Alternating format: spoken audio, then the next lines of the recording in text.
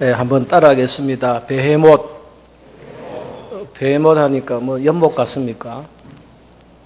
오늘 설교 제목이 뭐 연못에 대한 이야기인가 아니면 못에 대한 이야기인가 그렇게 생각이 쉬운데 저도 외부 나가서 설교하기는 이 베헤못 가지고 설교하기는 처음입니다. 여러분의 저나 똑같습니다. 본문 말씀에 집중하시고 베헤못이 무엇인가 한번 생각해 보겠습니다. 이 베헤못을 봅시다. 15절 이제 소같이 풀을 먹는 베헤못을 볼지어다. 베헤못이 과연 무엇인가 밑에 성경에 기록되었습니다. 1번 봅시다. 성경 맨 밑에 보면은 무엇으로 볼 수도 있음 했습니까? 저만 보지 마시고 성경 보세요. 무엇으로 볼 수 있다고 했습니까?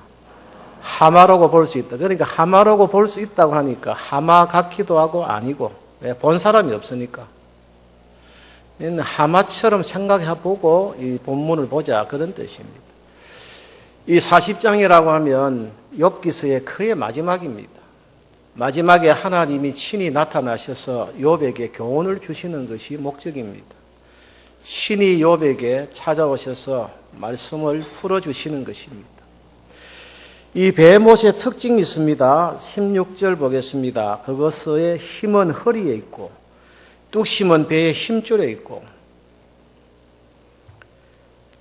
꼬리치는 것은 백향목 18절에는 뼈는 녹관 같고 그 뼈대는 새 막대기 같다. 그리고 우리 19절 다 같이 읽어보겠습니다. 그것은 하나님이 만드신 것 중에 어떠미라 그것을 지으시니가 자기의 칼을 가져오기를 바라노라. 짐승 가운데서 베헤못이 어떠미라고 말을 합니다. 힘도 세고 뼈도 강건하고 심지어는 뼈대는 새 막대기 같이 하나님이 창조하셨다는 것입니다. 왜 하필이면 욥에게 이 마지막으로 가는 길에 베헤못을 등장시켰겠습니까? 자, 본문 보겠습니다. 15절 다 같이 읽겠습니다. 15절 시작. 이제 소같이 풀을 먹는 베헤못을 볼지어다. 내가 너를 지은 것 같이 그것도 지었느니라. 내가 욥 너를 지었는데 이 베헤못을 지은 목적을 한번 살펴보자는 것이죠. 베헤못을 어떻게 하나님이 사용하셨는가 그것을 보면 욥 너에게도 똑같은 역사가 일어날 것이다. 아니 이보다 더 큰 역사를 체험하게 될 것이다. 그런 뜻입니다. 이 하마 같기도 한 이 짐승을 하나님이 창조하셨는데 결국은 어떠므로 창조하신 것입니다. 그리고 욥에게 실물 교육을 친히 시키는 것입니다. 첫 번째 보겠습니다. 21절에 보면 그것이 연잎 아래에나 갈대 그늘에서나 늪 속에 엎드리니 여러분 성경을 지나치게 영적으로 해석하는 것도 잘못이지만 그냥 하나님의 말씀의 깊은 은혜를 그냥 문자와 해석하는 것도 위험한 것입니다. 여러분 봅시다. 이 베헤못이 어디에 있느냐? 연잎 아래에나 갈대 그늘에서나 늪 속에 엎드린다 되어 있어요. 연잎 아래, 갈대 그늘, 그리고 늪 속. 지금 베헤못이 거주하는 곳입니다. 영적으로 이게 풀이하면요. 늪 속에 엎드리니 여러분 엎드린다고 하면은 무엇을 교훈해 주기 위함입니까? 적어도 베헤못, 하마라고 볼 수 있는 이 짐승도 엎드린다 그 말입니다. 기도한다 그런 뜻이에요. 엎드리는 이 모습을 취하고 있는 이 자체가 알고 보면 하나님이 그렇게 창조하셨다 그 말입니다. 지금 욥의 인생의 마지막 회복에 이 마지막으로 가는 길에 베헤못을 등장시켜서 이것이 자기가 거주하는 곳에서 이렇게 엎드리고 있는 모습이 기도하는 모습 아니냐 한번 물어봅시다. 지금 욥이 엘리바스 빌다 소발하고 세 사람하고 기도한 적이 있습니까 없습니까? 전부 다 논쟁으로 일관합니다. 내가 옳다 나는 의롭다 하나님이 하시는 이렇다 친구들이 말하면은 내가 너보다 더 어렵고 너보다 더 경건하다. 그러니까 논쟁만 일삼았다 그 말이죠. 그런 가운데서 욥기 42장 6절에 가면 그러므로 내가 스스로 거두어 드리고 티끌과 제 가운데 회개하나이다. 드디어 기도가 나옵니다. 회개합니다. 회개 기도가 나오는 것입니다. 그러면서 하나님께서 친히 42장 6절에는 욥이 너희를 위하여 기도할 것이다. 너희는 욥의 기도를 받아라. 아멘입니까? 기도를 받아라. 드디어 하나님이 친히 기도를 명령하신 것입니다. 욥기 42장 10절에 욥이 그의 친구들을 위하여 기도할 때에 여호와께서 욥의 공경을 돌이키시고 여호와께 욥에게 이전 모든 소유보다 갑절이나 주신지라. 이제 욥에게 진정한 회복은 기도 회복인 것입니다. 저 베못 하마 같은 짐승을 보라. 내가 최고의 어뜸으로 세웠다. 그가 자기가 거주하는 환경 속에서도 엎드린다. 기도하고 있다. 이런 모습을 우리에게 보여주는 것이죠. 막연하게 이제 엎드리고 있다. 이것이 아니라 영적으로 해석해 보자. 그렇게 창조된 짐승이라는 것입니다. 베못이 기도했겠습니까? 그러나 자세가 기도의 자세다. 그런 뜻인 것입니다. 결국은 하나님이 원하시는 것 욥에게 논쟁 끝쳐라. 옳고 그름 사람하고는 비교되지 않는다. 내가 너를 인정하면 되는 것이다. 이렇게 주님이 친히 말씀하시고 논쟁 속에서 잃어버린 영성, 기도의 회복이 일어나라. 그런 뜻입니다. 결국은 늪 속에 엎드리니 기도의 자세를 취하라. 결국은 하나님께서 회개를 요구하셨고 그리고 이 세 사람을 용서하는 기도를 하고 축복하는 기도를 하라고 하시니 욥은 그대로 순종함으로 인해서 욥의 공경을 돌이키고 하나님이 변화되는 축복으로 갚아주셨습니다. 오늘 헌신 예배 드리는 우리 전도의 회원들도 엎드리시기를 바랍니다. 기도로 해결하시기 바랍니다. 논쟁과 이론이 어느 정도는 필요하지만 더 이상 갈 필요가 없는 것입니다. 하나님의 지혜와 능력으로 하나님 앞에 순종으로 나아가는 것입니다. 두 번째입니다. 우리 22절 한번 봅시다. 22절 다 같이 읽겠습니다. 시작. 연잎 그늘이 덮으며 시내버들이 그를 감싸는도다. 여러분, 연잎 그늘, 시내버들 이 속에서 어떤 내용이 나오느냐? 덮으며 그런 내용이 나오고 그를 감싸는도다. 지금 주변 환경이 이 베못을 감싸고 덮어주는 보호 역할을 하고 있다 그 말입니다. 이렇게 어뜸인 짐승조차도 주변에 있는 연잎 그늘이 덮어주고 시내 버늘이 그들을 감싸는 역사가 있습니다. 이것은 무엇을 말하면 영적으로 보면 하나님이 이 짐승도 하나님이 덮으시고 감싸주신다 그 말입니다. 여러분, 우리가 신앙생활 할 때 하나님이 나를 덮어주신다 믿으세요. 하나님이 나를 감싸주신다. 이 베못, 이 짐승조차도 하나님이 감싸주시고 덮어주신다면 욥 너에게 내가 하나님의 자비가 없겠느냐? 지금 너가 힘들고 어렵고 지쳐 낭망해도 내가 여전히 너를 감싸고 붙들고 있다 믿어라 그 말입니다. 우리는 하나님의 신실함을 믿어야 되는 것입니다. 여전히 하나님은 나를 끌어안으시고 사랑으로 덮으시고 위로해 주시는 것을 보게 되는 것입니다. 저는 지금부터 약 5년 전에 정확한 이 시간에 둘째 주에 어느 교회에서 사임을 했습니다. 사임을 하고 어느 날 이제 5년이 지났습니다. 그리고 이사를 했습니다. 그리고 교회를 나오면서 한 1년은 안식년처럼 쉬게 될 것이다. 쉰다는 마음으로 나왔습니다. 그리고 한 며칠이 지났습니다. 성경을 읽는데 마음에 큰 감동으로 다가왔습니다. 이사야 42장 상한 갈대를 꺾지 아니하시고 꺼져가는 등불을 끄지 아니한다. 제가 교회를 상임하고 나오면 갈 곳도 없습니다. 오라는 곳도 없습니다. 그런 가운데서 주님이 저에게 위로와 격려의 말씀을 주셨는데 상한 갈대 꺾지 않는다. 사람들은 갈대가 상하면 꺾어버린다.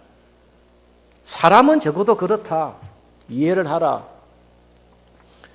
꺼져가는 등불 다 꺼져가면 이제 소망이 없구나 하고 발로 밟든지 손으로 꺼버린다.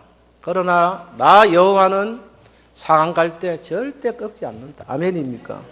우리가 다 상한 갈 때 같은 존재입니다. 꺾지 않는다.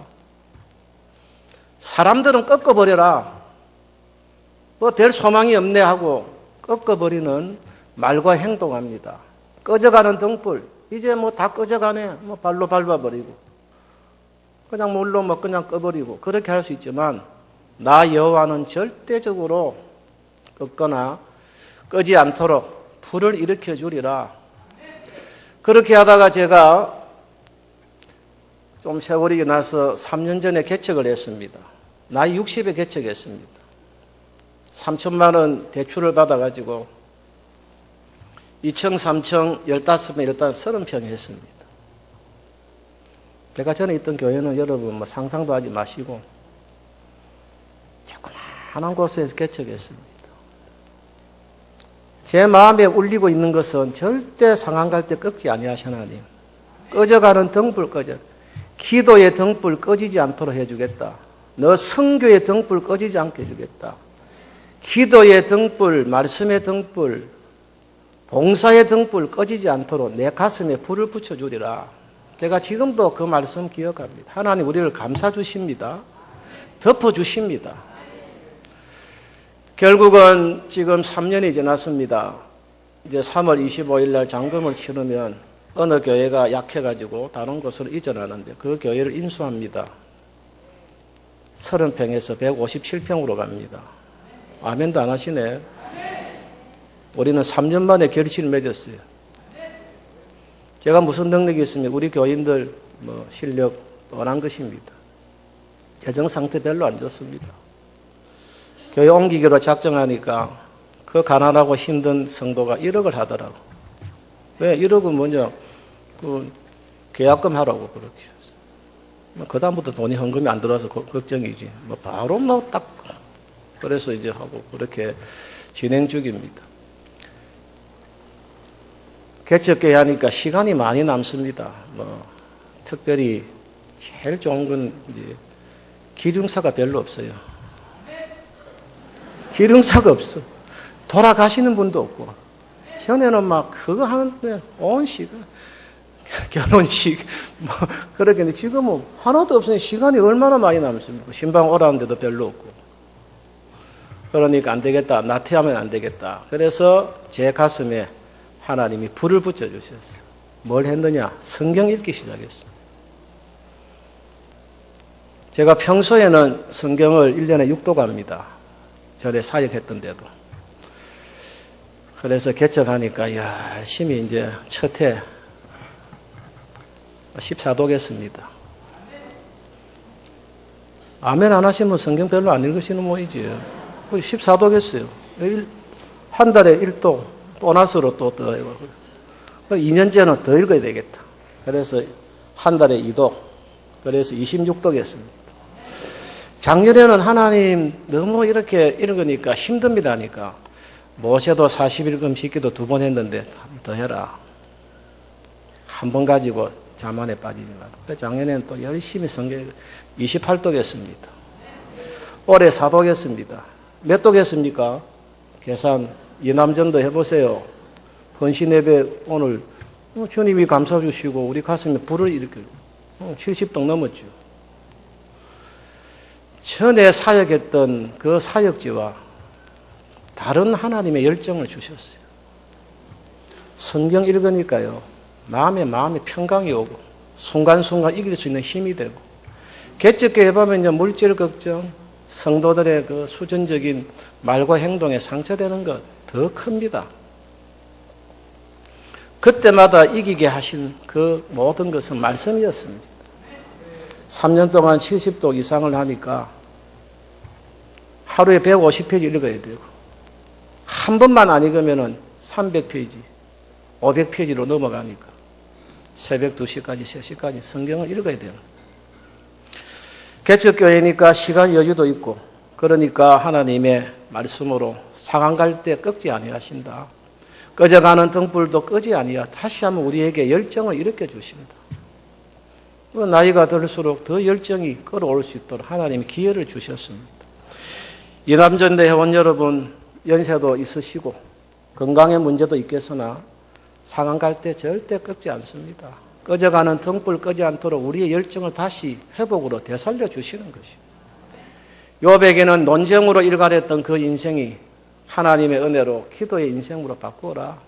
이제 기도로 돌아가라. 저 세 사람 용서하면서 축복 기도하라. 기도하는 즉시 공경을 돌이켰습니다. 변화되는 축복을 갚아줬다 성경에 분명히 기록하고 있습니다. 연잎 아래나 갈대 그늘에서 엎드리고 연잎 그늘이 덮으며 시내버들이 그를 감사한다. 내가 이 베못, 이 하마 같은 존재도 내가 덮어주고 감싸준다고 하면 욥 너를 내가 내치겠느냐. 지금까지 연단받고 고생하고 힘들어서나 이제는 내가 너를 감싸고 이끌어주고 위로와 격려를 주시는 하나님 것을 인정하라. 그런 뜻입니다. 우리는 어디를 가더라도 하나님의 위로와 격려 속에 살아갈 수 있는 축복의 통로임을 기억하시기를 바랍니다. 세 번째입니다. 우리 23절 한번 읽어보겠습니다. 23절 다 같이 읽겠습니다. 시작. 강물이 소용돌이 칠지라도 그것이 놀라지 않고 요단강물이 쏟아져 그 입으로 들어가도 태연한. 제가 지금 무슨 말씀 풀이하려고 아십니까? 지금 이 베못은요 담대하다는 것입니다. 얼만큼 담대하냐? 강물이 소용돌이 칠지라도 놀라지 않는다고 되어 있어요. 욥은 놀랐습니까? 안 놀랐습니까? 고난당할 때 놀랐습니다. 두려웠습니다. 여기 보면은 희한한 단어가 나옵니다. 요단강물이 쏟아져 그 입으로 들어가도 태연하다고 했어요. 요단강이 범람해서 이 베못 입으로 들어가도요 죽는다 소리하지 않고 태연한 것입니다. 이것이 하나님의 창조 섭리였습니다. 이 베못이라는 이 짐승은 두 가지 특징이 있는데 놀라지도 않고 태연한 것이 특징입니다. 여러분 강물이 한번 소용돌이 치면요 얼마나 힘듭니까? 그리고 요단강 물이 범람해서 실제적으로 그 입으로 들어가도 태연하다고 했어요. 너는 어떠한 고난의 소용돌이와 너의 입속으로 들어가는 그 물에 의해서 너가 힘들어도 아우성치지 마라. 태연하라. 하나님이 살려주신다. 저는 이 구절을 보면서 하나님 이런 기도했습니다. 제가 운동 잘하게 생겼습니까? 못하게 생겼습니까? 예? 제가 아마추어 그래도 고등학교, 대학 때 농구 선수, 축구 뭐 했습니다. 아마추어입니다. 프로가 아니니까. 다 우리 아마추어잖아요. 다 아마추어죠. 그러니까 운동은 했는데 제가 제일 못하는 것이 뭐냐? 수영입니다.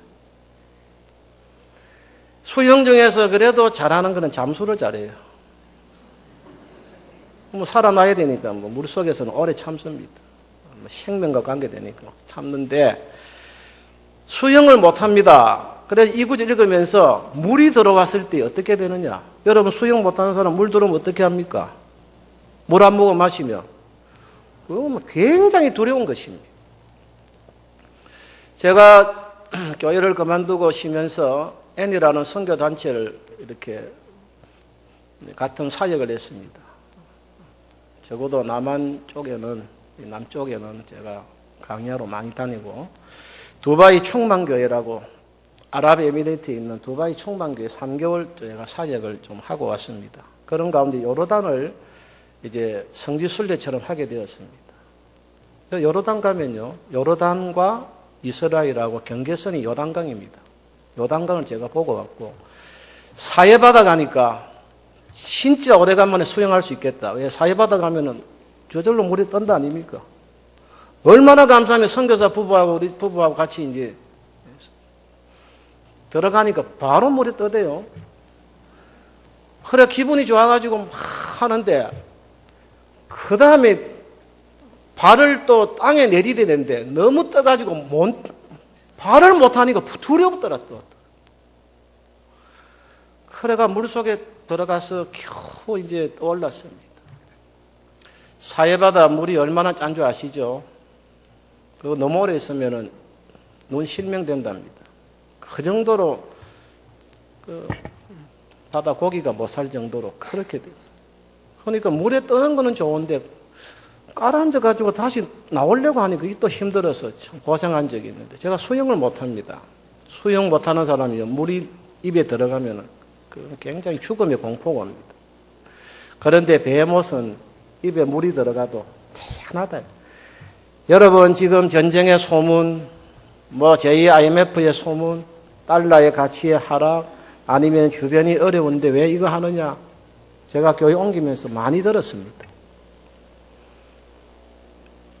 자금은 별로 안 되는데 대출을 많이 받아서 일을 하게 되니까 이렇게 시대가 어려운데 왜 일을 벌리느냐? 그 소리 한두 번 들었겠습니까? 저도 기도했습니다. 그때 하나님 이 말씀을 주셨어요. 입에 물이 들어가도, 요단강 물이 들어가도 태어나라. 아멘입니까? 성도는 적어도 태어날 줄 알아야 되고 소용돌이 쳐도 놀랄 필요가 없는 거예요. 왜? 하나님이 지켜주시니까.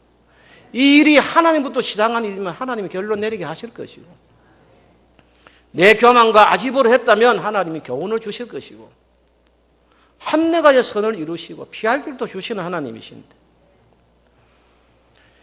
적어도 베헤못이라는 이 하마 종류와 같은 이 짐승조차도 하나님의 창조 섭리 속에서 강물이 소용돌이 쳐도 절대 놀라지 않는다. 우리가 주의 일을 할 때 놀라지 않기를 바랍니다. 두려워하지 않기를 바랍니다. 좀 물이 입속에 들어가서 좀 아우성을 쳐도 부정적이 말하지 않기를 바랍니다. 이 짐승은 놀라지도 않고 태연하다고 했습니다. 자, 그 다음 결론 봅시다. 24절. 다 같이 읽습니다. 시작. 그것이 눈을 뜨고 있을 때 누가 능히 잡을 수 있겠으며 갈고리로 그것의 코를 깰 수 있겠냐. 무슨 말입니까? 이 베헤못이 눈만 똑바로 뜨고 있으면 절대 잡아갈 자가 없다는 것이죠. 힘이 그렇게 센데, 뼈대가 그렇게 강철같이 강한데 어떻게 이 짐승을 사람이, 다른 짐승이 공격할 수 있겠냐. 눈만 딱 바로 뜨면 된다. 그것이 눈을 뜨고 있을 때 누가 능히 잡을 수 있겠으며 갈고리로 그것의 코를 깰 수 있겠나. 영적으로 깨어 있으면 절대적으로 붙잡힐 이유가 하나도 없는 것입니다. 우리 성도님들도 영적인 눈을 뜨고 하나님께 초점 맞추고 하나님 인도를 받고 기도하고 놀라지도 않고 태연하게 있으면 하나님이 지켜주시고, 눈을 똑바로 뜨고 있으면 영적인 그 에너지가 흘러 넘치게 되는 그런 역사가 일어나는 것입니다.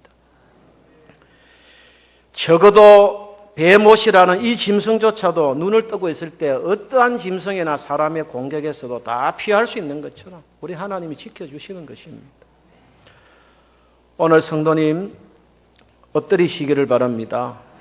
덮으시고 감싸주시는 주님의 사랑 안에서 다시 힘을 얻기를 바랍니다. 상한 갈 때 끄지 아니하 꺼져가는 등불 끄지 아니하시는 주님의 존귀한 존재라는 것을 먼저 기억하시기를 바랍니다. 놀라지도 마시고 태연하게 주님이 함내가의 선을 이루신다 고백하며 승리하시기를 바랍니다. 마태복음 12장에는 이런 구절이 있습니다. 한쪽 손 마른 사람이 있는데 예수님을 고발하는 사람도 있습니다. 이 사람들이 예수님에게 질문합니다. 안식일에 병 고치는 것이 옳습니까? 이때 예수님이 이렇게 말씀합니다. 너희 중에 어떤 사람이 양 한 마리가 있어 안식일에 구덩이에 빠졌으면 끌어내지 않겠느냐? 양 한 마리가 지금 구덩이에 빠졌으면 끌어내지 않겠느냐? 사람이 양보다 얼마나 더 귀하냐? 우리가 베헤못보다 더 귀하다 그 말입니다. 이 베헤못을 지으신 하나님이 욥 너를 지었다. 이 짐승도 엎드리고 있다. 이 짐승 하나를 위해서 내가 감싸고 덮어주는 주변의 환경도 만들어 놓았다. 요단강 물이 그렇게 범람해도 태연하다. 세상의 말에 너무 지우치게 귀를 기울이지 말고 하나님의 말씀과 기도에 전념하라. 그러면 하나님이 다시 한번 에너지와 열정을 쏟아 부어 주실 것이다. 영적인 눈만 바로 뜨면 절대적으로 흔들리지 않는다. 어떤 사람도 너를 낚아챌 수가 없도록 하나님 힘을 주신다. 이것이 욥에게 계속해서 베헤못을 통해서 말씀하신 것입니다. 오늘 저와 여러분 함께 말씀을 나누었습니다. 우리는 양보다 더 귀중하고 아름다운 존재입니다. 뱀못보다 더 하나님의 사랑이 넘치는 축복의 통로가 되는 우리들입니다.